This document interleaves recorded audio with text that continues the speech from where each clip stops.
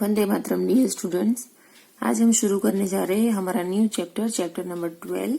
हे लौह पुरुष शत शत नमन।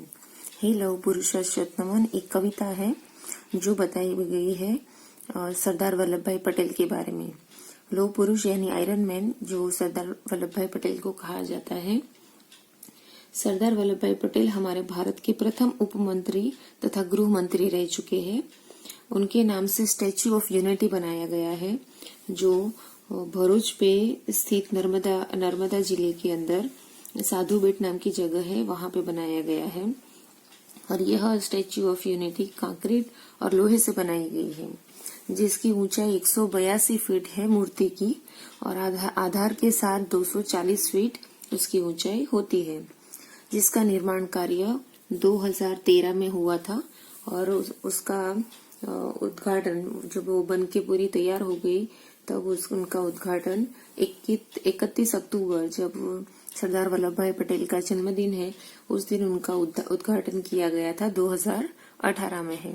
ओके, ये अभी हमारे दक्षिण साउथ गुजरात के अंदर ही है, तो ये जगह पे हमको जरूर देखने के लिए जाना चाहिए। तो आज ऐसे ही हम ऐसे पुरुष के बारे में पढ़ने के लिए जा रहे हैं। सबसे पहले देखेंगे कविता का परिचय।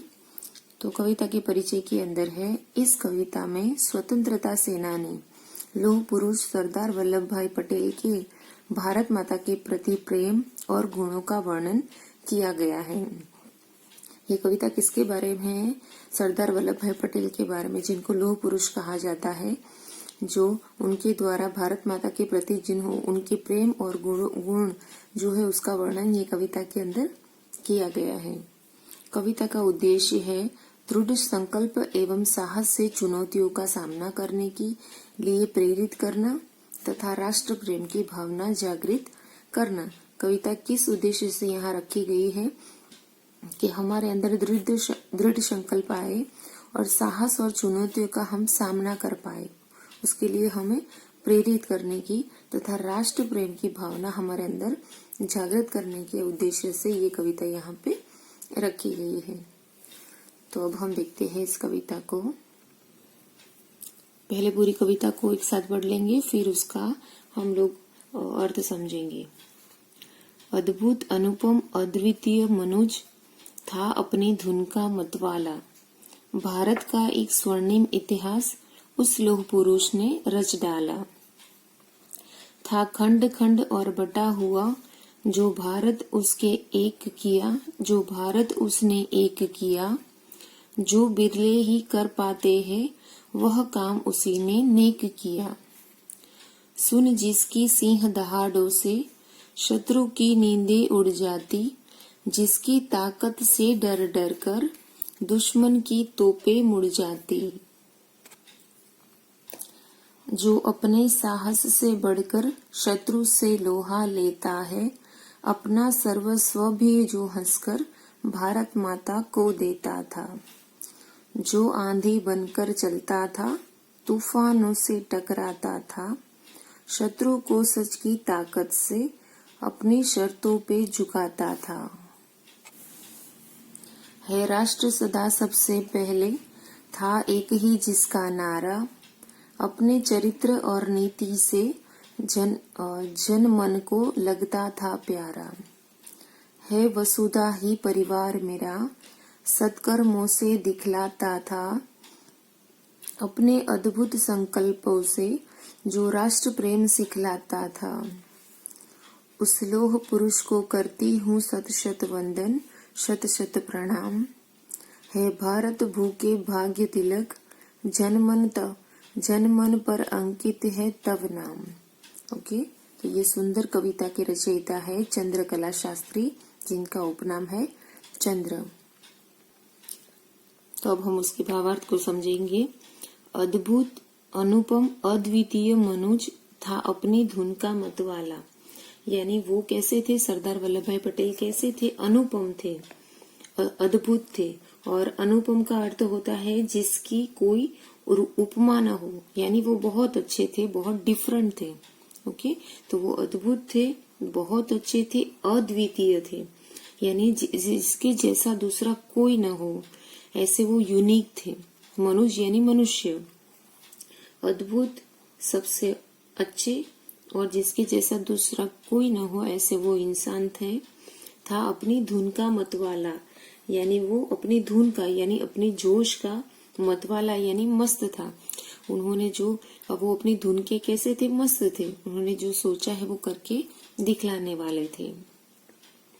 भारत का एक स्वर्णिम इतिहास उस लौह पुरुष ने रच डाला, यानी भारत का जो स्वर्णिम सुनहरा गोल्डन इतिहास है वो उन्होंने रच डाला। रच डाला का अर्थ बना दिया। ओके, लौह पुरुष का अर्थ होता है लोहे के समान मजबूत व्यक्ति।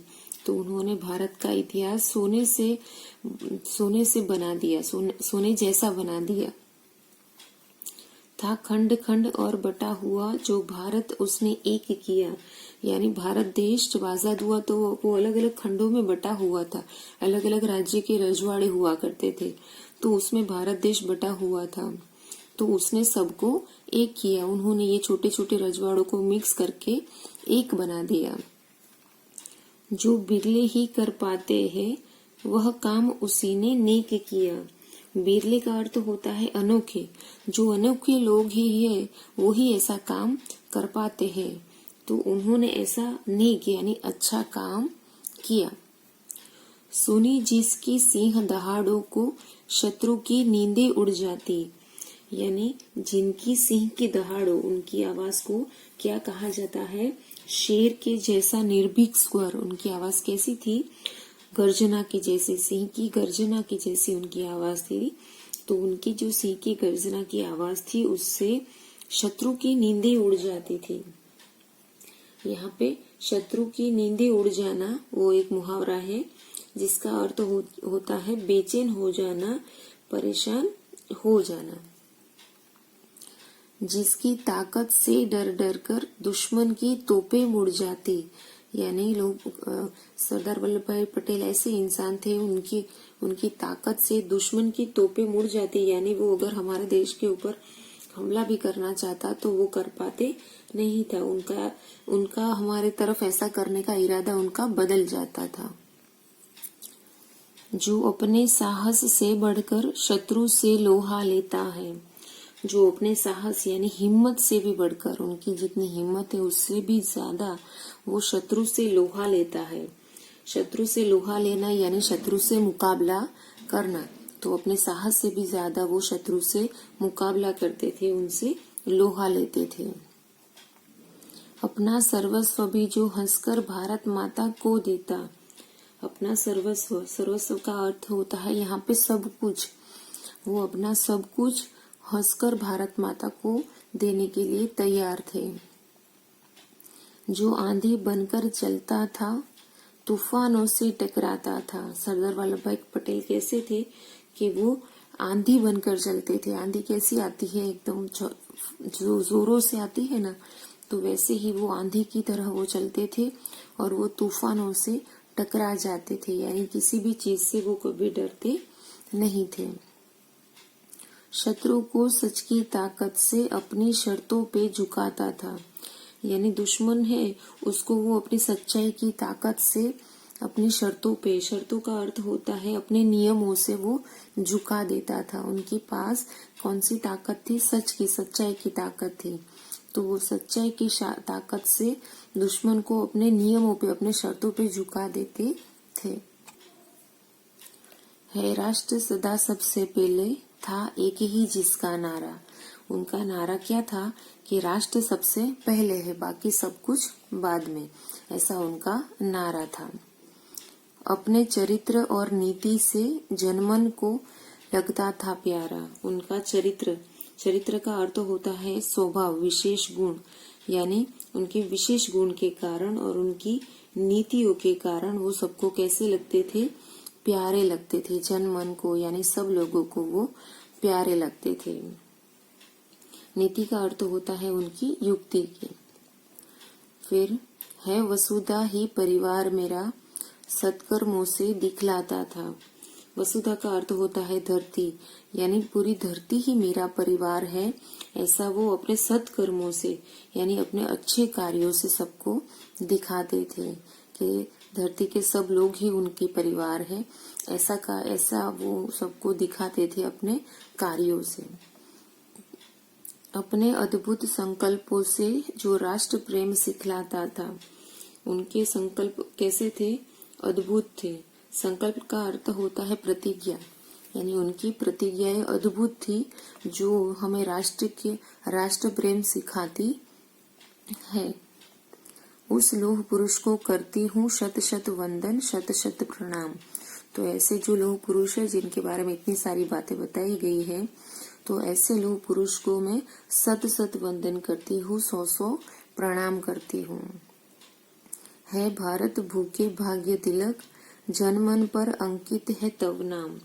यानी है भारत भू का अर्थ होता है जमीन, धरती, यानी भारत की जमीन के भाग्य तिलक, यानी उसके भाग्य के निर्माण करने वाले। जनमन पर अंकित है तव नाम, यानी लोगों के मन के ऊपर अंकित का अर्थ होता है लिखा हुआ है, तव का अर्थ होता है तुम्हारा, यानी तुम्हारा नाम सबके मन के ऊपर लिखा हुआ है। ओके, तो यहाँ पे पूरा हमारा कविता का भावार्थ खत्म होता है। नेक्स्ट वीडियो में हम उसकी एक्सरसाइज देखेंगे। Okay, bye students.